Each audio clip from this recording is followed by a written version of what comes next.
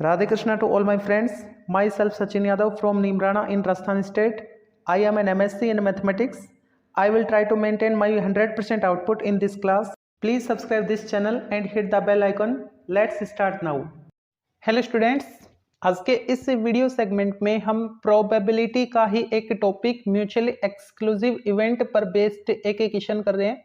और ये क्वेश्चन इस क्वेश्चन में हमको बोल रखा है if 1 + 3k by 3 1 - k by 4 and 1 - 2k upon 2 are the probabilities of 3 mutually exclusive events। ये तीन म्यूचुअली एक्सक्लूसिव इवेंट्स की प्रोबेबिलिटीज आपको दे रखी है।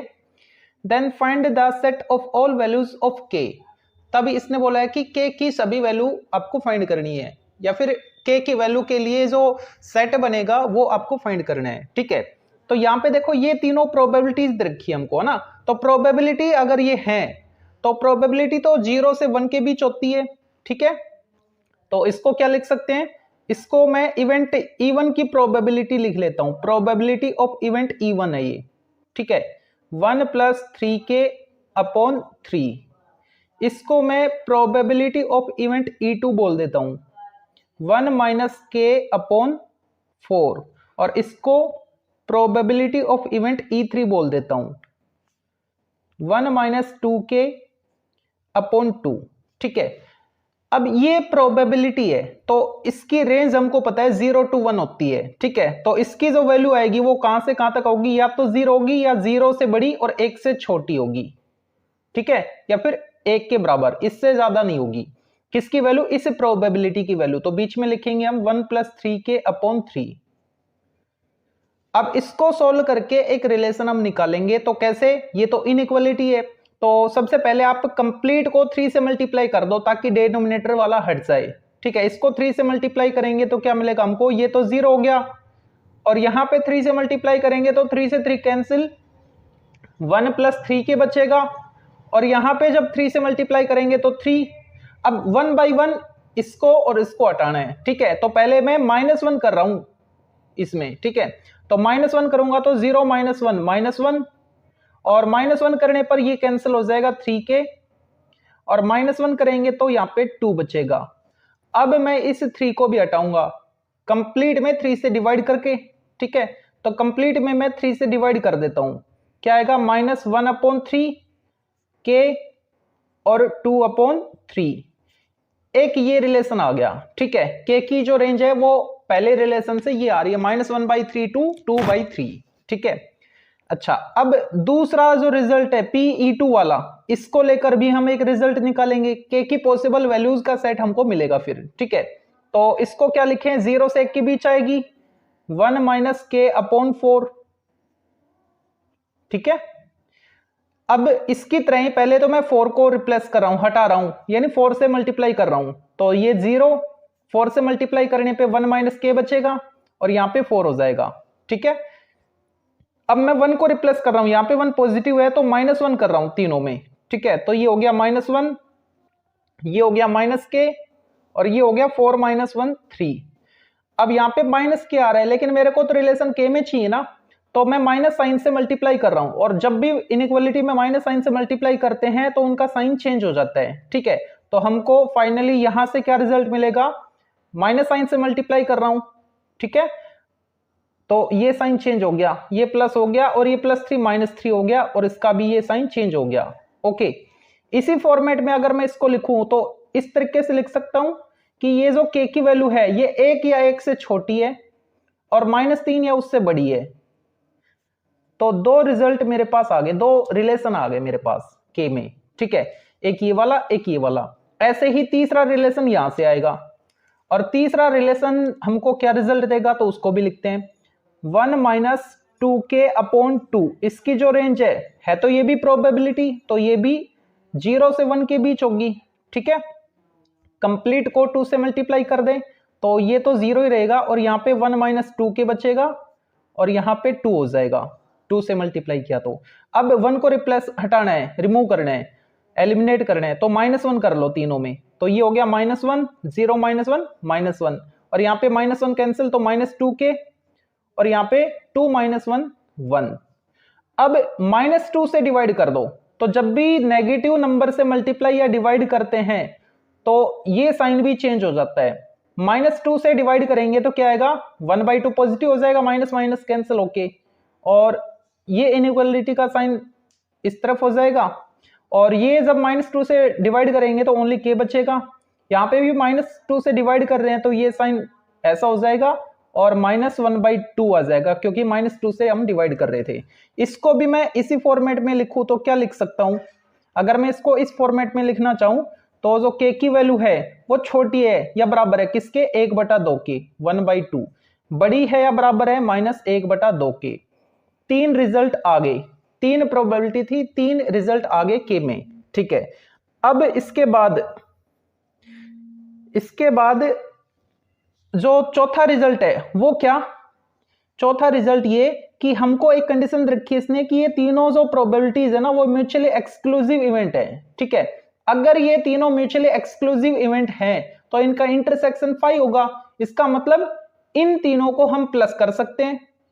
इसको मैं E1, E2 और E3 प्रोबेबिलिटी बोल रहा हूं, इनकी प्रोबेबिलिटी बोल रहा हूं, तो Pe1 plus Pe2 plus Pe3 इसको हम लिख सकते हैं, और ये भी एक प्रोबेबिलिटी आएगी तो उसकी रेंज भी 0 से 1 के बीच होगी, ठीक है।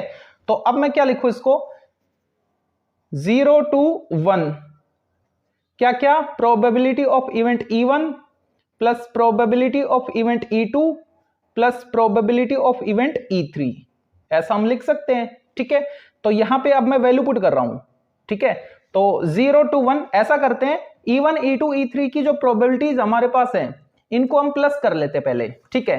तो रफली मैं यहां पे प्लस कर लेता हूं, क्या क्या है हमारे पास, एक तो है 1 + 3k/3, दूसरी है 1 - k/4, और तीसरी है हमारे पास 1 - 2k/2। इनको प्लस करने के लिए एलसीएम क्या आ रहा है, 12 आ रहा है, ठीक है।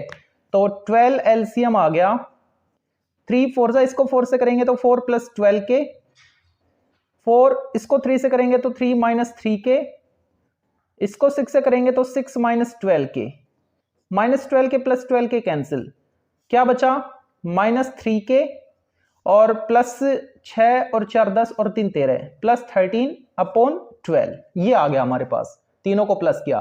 तो ये भी एक प्रोबेबिलिटी है ना, तो इसकी रेंज क्या होगी, 0 to 1, ठीक है। जैसा कि हमने यहां पे लिखा था, इसको हमने फाइंड कर लिया, ठीक है। ये जो आंसर आया, ये वाला जो आंसर आया, ये हम यहां पे पुट कर देंगे यहां पे, ठीक है। तो अब क्या लिखें, 0, और इसका रिजल्ट ये है हमारे पास -3k + 13/12 to 1। अब वही प्रोसेस फिर से अप्लाई करेंगे, तो उसके लिए 12 से मल्टीप्लाई कर दो कंप्लीट में, तो ये तो 0 ही रहेगा, और यहां पे 12 से मल्टीप्लाई करेंगे तो कैंसिल, -3k + 13, और यहां पे 12 हो जाएगा। अब 13 को हम रिमूव कर रहे हैं, तो -13 कर दो तीनों में, तो ये हो गया -13, ये हो गया -3k, और ये हो गया -1, -13 करेंगे तो। अब -3 से डिवाइड कर दो, तो माइनस माइनस प्लस 13/3, और ये साइन चेंज हो जाएगा, और यहाँ पे ओनली k बचेगा, ये भी चेंज हो जाएगा, माइनस साइन से डिवाइड कर रहे हैं तो मल्टीप्लाई या डिवाइड करोगे तो ये साइन चेंज होते हैं इनइक्वालिटी के, तो -1/-3 तो +1/3 हो गया। एक ये रिलेशन आ गया चौथा हमारे पास, ठीक है। तो फाइनली हमने के 4 रिजल्ट निकाल लिए, 4 रिलेशन निकाल लिए, तो उनको मैं अभी एक साथ लिख रहा हूं, और उसके बाद हम के की वैल्यू निकालेंगे।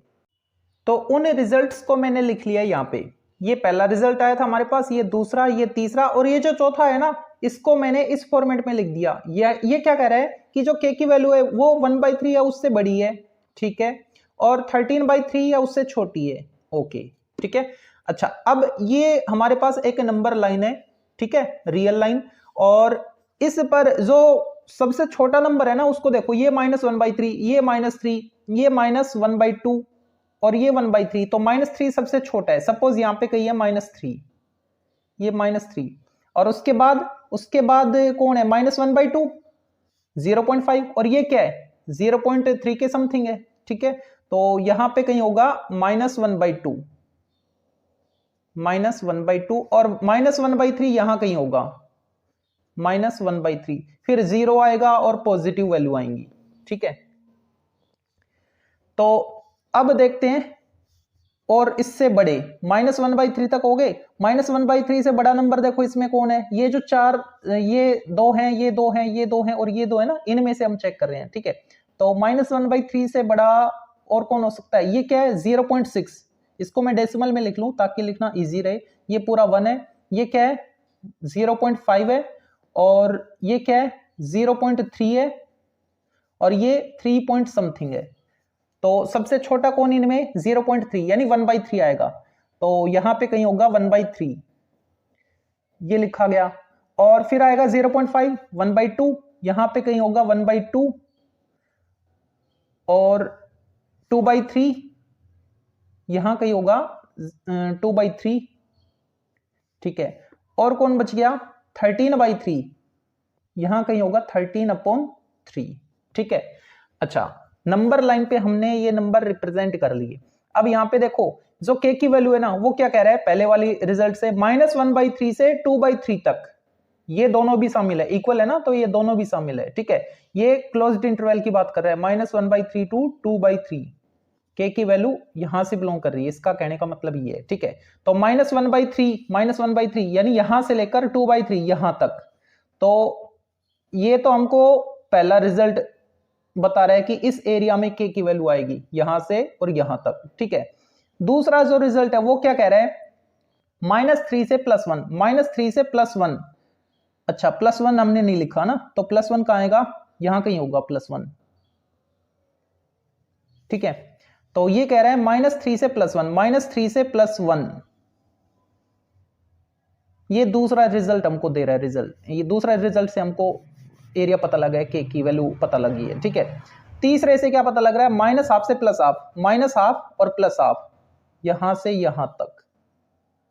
ठीक है, हमको तो कॉमन वैल्यू देखनी है, तो अभी तक इन तीनों में कॉमन क्या है, यहां से यहां तक, ये एरिया अभी तक कॉमन आ रहा है, अभी तक का, ये पहली लाइन में भी है, दूसरी में भी है और तीसरी वाली में भी है ना, इतना कॉमन है।